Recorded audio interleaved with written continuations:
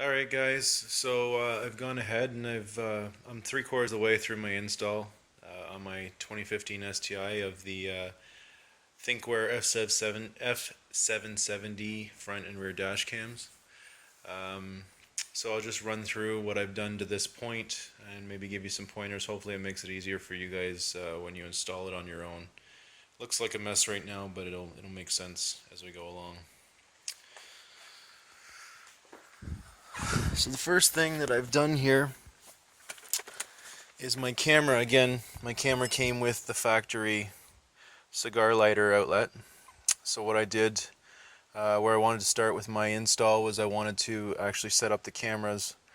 So what I did was I just ran this wire to my camera and ran the rear camera wire just through the middle of the car to the rear camera back there. Once you get it all powered up and you hook it up to Wi-Fi, you can do a live view of the camera. And the front one is pretty easy to set up. It gives you a crosshair. You know, the one line's supposed to line up with your hood. The one's supposed to line up with the center line of the car, of the hood. And so I went ahead and did that. And there's the front camera installed. And what I did with the wires is, because I already had this wire cover here from my HomeLink mirror, I just zip tied it to it. I wanted to put it inside, but I couldn't really get it in there. So then I tucked all the wires up and across and under the headliner and over to here. I'll get back to this in a minute.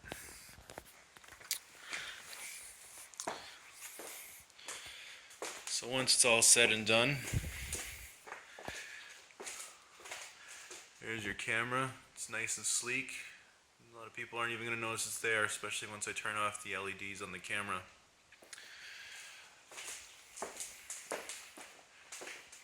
As far as the rear camera goes,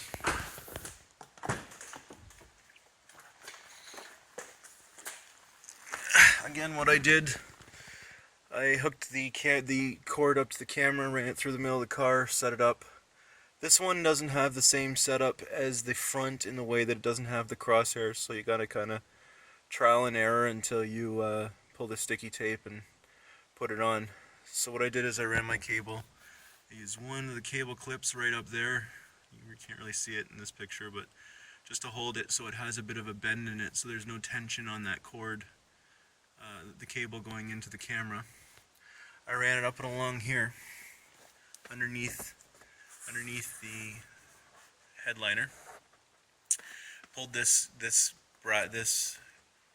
cover off a little bit, just enough to get up underneath it. Now here's the neat thing. As I was tucking, I tucked it up and around and along here, but as I was tucking it up here, I discovered something. Coming from my GM background, usually these are glued in place, these weather strips, but these ones on the Subaru pull away beautifully, which now enables you to fully tuck the cable up into the headliner, and then you simply just push it back in and you're done. Nice clean install. So that goes along here and under here, again up underneath the headliner.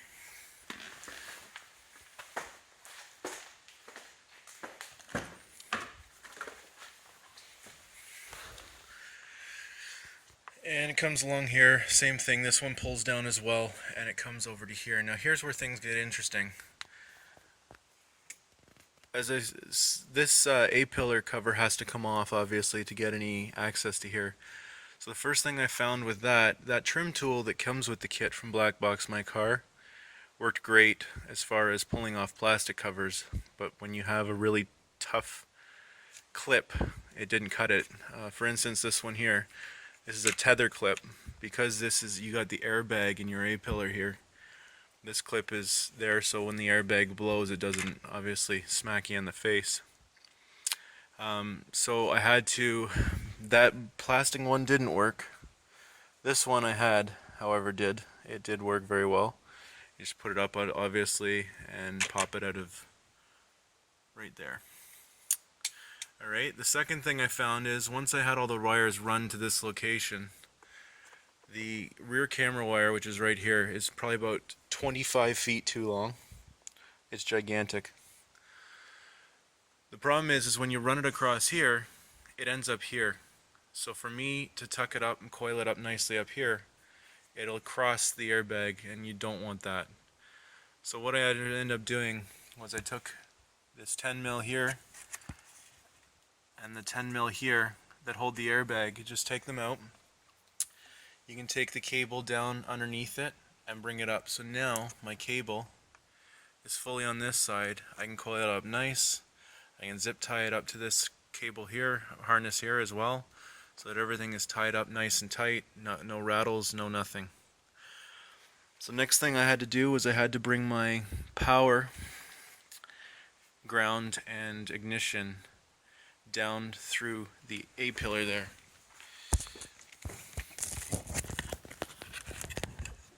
So it goes down through there. What I found the best way to get down through there is I used a couple of tie straps.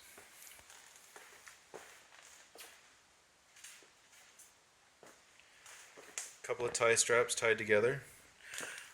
I fed it up over top of the fuse panel here. You can see daylight through there, and it reaches up the top, and you just electrical tape it and pull it back through. Now as far as the connections go, these are all the connections for my gauges. As you can see, I already have fuse taps for my gauges. My gauges use the same connections, steady battery, ignition source, and ground. So all I did is I actually had shrink wrap here when I built my gauge harness. So I just cut it back and soldered it, and we're good to go. I'm going to do that with the ignition one as well. Then I'm going to put my ground up under the same lug that I've got my gauges on, and we're going to give it a shot, and we'll put it all back together. So I'll get back to you. Alright, so I've now soldered in my power, I soldered in my ignition, I've put that little black wire right there is ground, it's on. I ran all the wires, I tied them all back up. It's not much for pretty, but it does the trick and it doesn't rattle. Fortunately, when you get into installing gauges and dash cams and aftermarket taillights, lots of wiring becomes part of the problem, part of the trade-off. So I ran the wire up, I pulled this up, and here's my 50-foot cable. I've tied it all up here as best I can.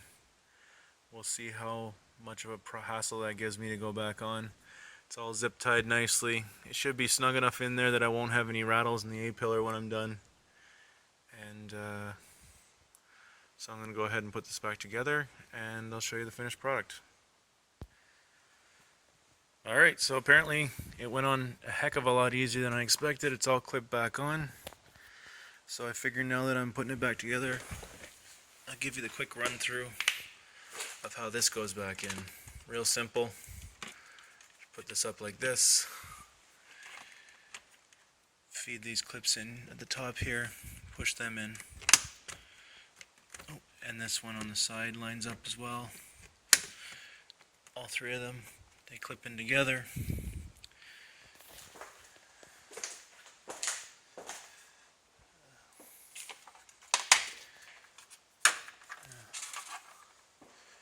Screw and screwdriver here. This screw goes into here.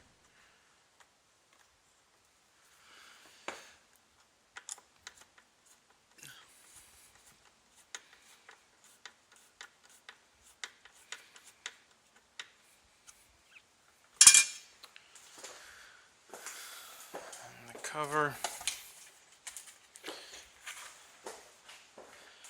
This just slides in and clips on, and that's it, we're done. So everything is in. I'll just give her a ignition start up here.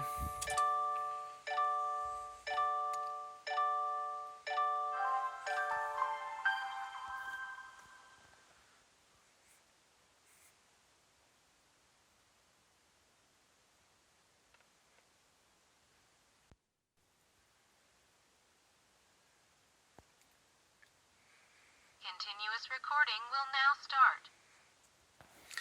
Alright, so that's it. That's all there is to it. Fairly simple install. I probably took a lot longer than it had to take. I'm a little particular, plus I'm trying to do this video, but I'd say you could probably do this safely, properly in a couple hours. Install wasn't bad at all, and she's all ready to go.